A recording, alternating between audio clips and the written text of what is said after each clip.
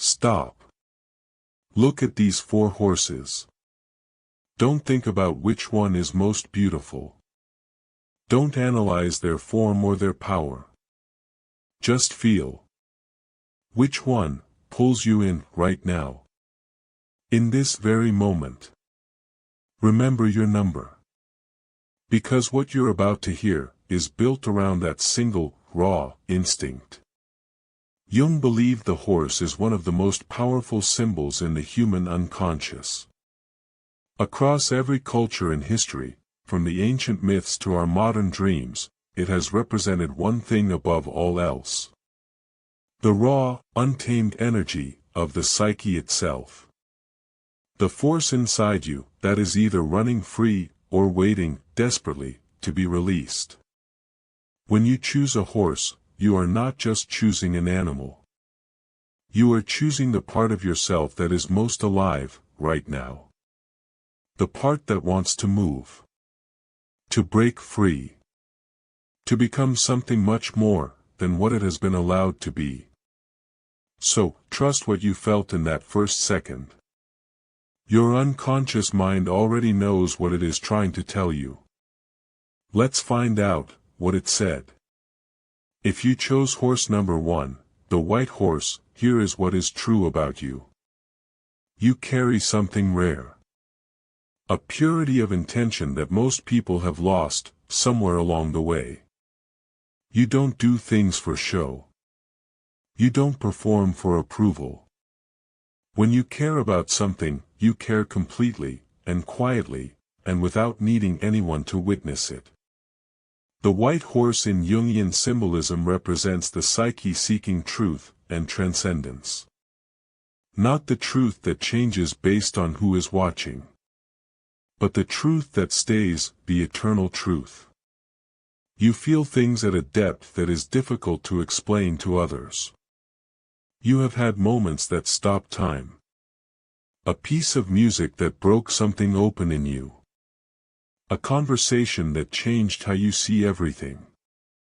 A silence that felt more real and more alive than any noise. You notice what others walk past. The exact moment someone's face shifts from a smile to something sadder underneath. The words someone chose not to say. The way a room feels different after an argument, even when no one is speaking. You are paying attention, in a world that has mostly stopped paying attention. But the world can feel overwhelming because of this. Loud. Too fast. Full of people moving through life feeling too little. And sometimes you wonder if something is wrong with you for caring so much. For needing beauty, the way other people need food. There isn't. The sensitivity is not the problem.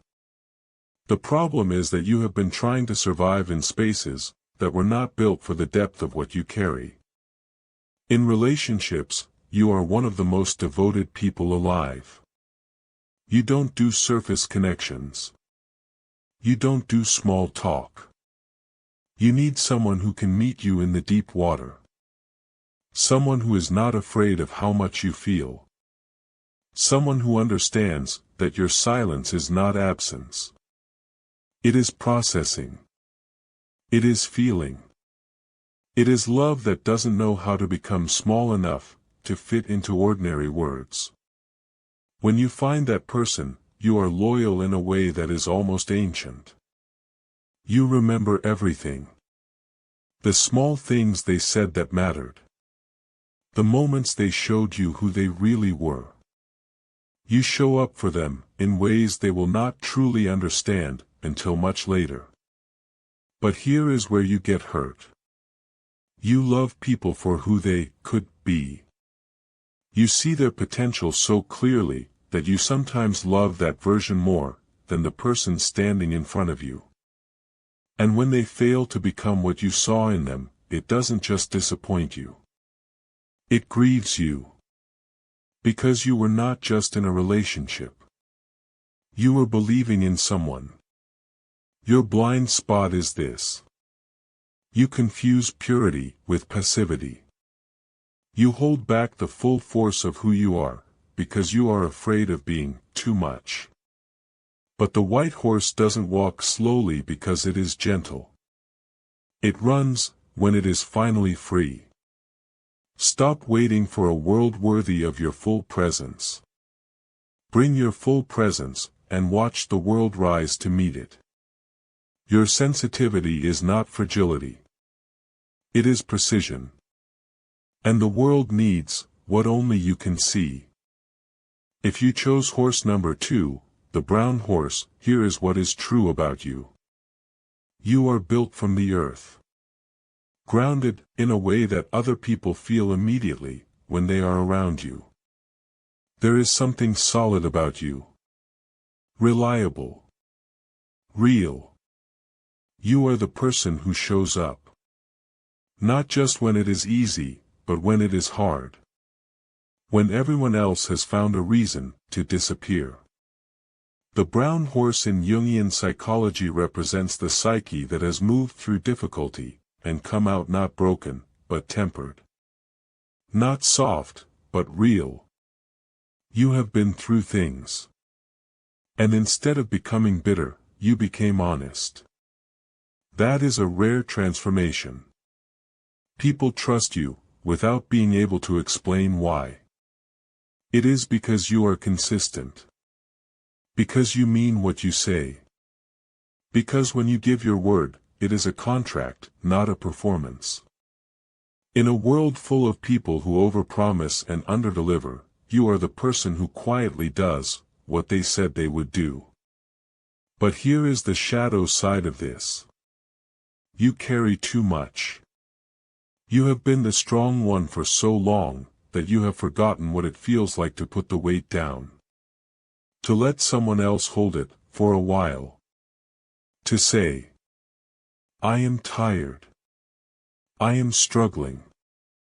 I need help. You don't say those things. Not because you are proud. But because somewhere, you learned that needing things was dangerous. That asking made you a burden. That the safest thing was to always be fine. In relationships, you love through action. You fix things. You show up. You provide. You protect. You solve problems before they become crises. You anticipate needs, before they are even spoken. And you do all of this so naturally, that people begin to expect it. They stop seeing it as a choice. They stop seeing it as love. They just see it as who you are. And that is where you get hurt most deeply. Not through betrayal, or dramatic failure. But through being taken for granted. Through realizing that someone has stopped seeing the effort behind your consistency. That they have confused your reliability with something they are owed, rather than something you choose to give every single day. When that realization comes, you don't explode. You go quiet. You begin to withdraw, in ways so subtle, that the other person doesn't notice until it is almost too late. And by the time they notice, you have already made a decision that you will not reverse. Your blind spot is this. You have confused endurance with strength. Real strength includes knowing when to stop. When to rest. When to allow yourself to be carried. The people who deserve you are not looking for someone who never needs anything. They are looking for someone real. You are already that person. Let them see it. If you chose horse number 3, the gray horse, here is what is true about you. You exist between worlds. Not fully in the practical, and not fully in the abstract. One foot in what is. One foot in what could be. And this in-between place is both your greatest gift and your deepest source of tension. The gray horse represents the part of the psyche that has learned nothing is completely one thing. That wisdom lives in the space between certainties. That the most honest answer to most questions is, it depends. You are a thinker. Not just intellectually, but existentially. You think about why things are the way they are. About what meaning lives underneath the surface of ordinary life. About whether the way you are spending your time is actually connected to what you believe matters. Simple answers feel like insults to you. Other people sometimes find you hard to read. Not because you are hiding, but because you genuinely contain contradictions. Deeply social and completely solitary. Intensely present and 1,000 miles away. Certain about some things, and genuinely uncertain about the ones that matter most. The cost of this way of being is paralysis. Because if everything is complex, then every decision is uncertain. And if every decision is uncertain, it is easy to stay still. Waiting for clarity that never fully arrives. Living in the space between the life you have and the life you are still figuring out. In relationships, you need depth more than anything else. Small talk feels like slow suffocation to you. You need someone who wants to talk about real things. About fear and doubt and the strange experience of being alive. About the questions that don't have answers, and why those are somehow the most important ones. When you find someone like that, you come alive in a way that surprises even you. You become generous. Present. Curious about every detail of who they are. You ask questions that no one has ever asked them before. And people feel that. They feel genuinely known by you in a way they have never felt before. But here is your vulnerability. You fall in love with potential. With the person someone could become. With the conversation you imagine you could have with them, if they were just a little more open. And you wait for them to become that person. Sometimes, for much longer than you should. Your blind spot is this. You have made peace with ambiguity in the world, but you are still at war with ambiguity in yourself. You want to know exactly who you are. But the gray horse is gray for a reason. Its power is not in being one pure color. It is in containing all of them. Stop trying to resolve the contradiction. You are not a problem to be solved. You are a person who can hold complexity without collapsing. That is not confusion.